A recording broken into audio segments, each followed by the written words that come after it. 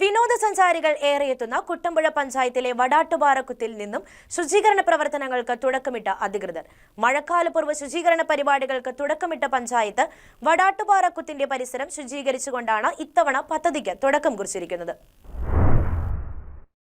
കുട്ടമ്പുഴ പഞ്ചായത്ത് കുടുംബ ആരോഗ്യ കേന്ദ്രത്തിന്റെ കീഴിലുള്ള മഴക്കാലപൂർവ്വ ശുചീകരണ പ്രവർത്തനങ്ങളുടെ ഭാഗമായി മാലിന്യ നിർമ്മാർജ്ജന പകർച്ചവ്യാധി പ്രതിരോധ പ്രവർത്തനങ്ങൾക്ക് തുടക്കമായി.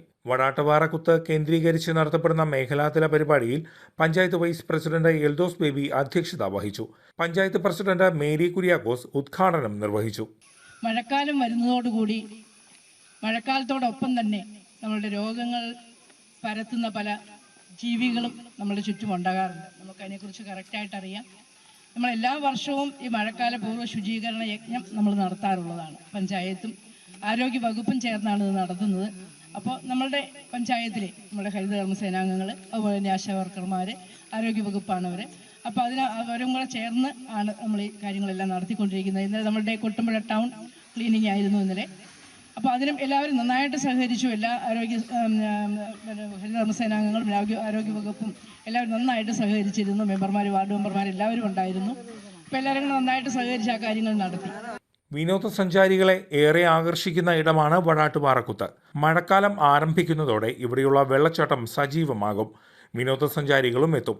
ഇതിനു മുന്നോടിയായി ഇവിടം വൃത്തിയായി സൂക്ഷിക്കുക എന്ന ഉദ്ദേശത്തോടു കൂടിയാണ് പഞ്ചായത്തിന്റെ ശുചീകരണ പ്രവർത്തനങ്ങൾക്ക് ഇവിടെ നിന്നും തുടക്കമായത്.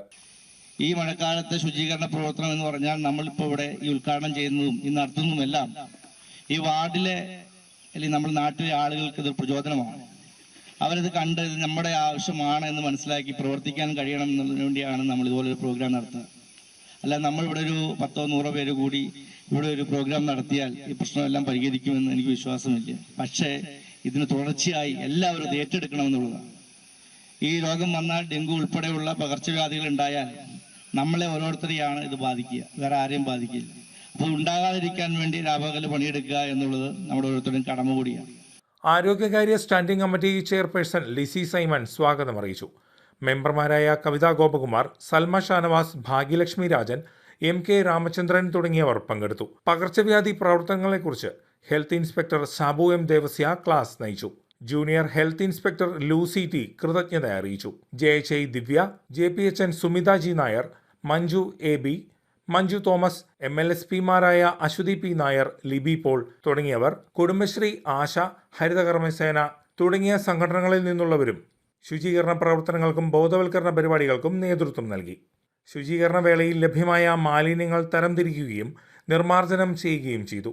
ഡെങ്കിപ്പനി പോലെയുള്ള സാംക്രമിക രോഗങ്ങൾ ഉണ്ടാകാൻ സാധ്യതയുള്ള മേഖലയായതിനാൽ തുടർന്നും മാലിന്യങ്ങൾ നിക്ഷേപിച്ചാൽ കർശന നടപടികൾ ഉണ്ടാകുമെന്നും പഞ്ചായത്ത് പ്രസിഡന്റ് അറിയിച്ചു. News desk KCV news.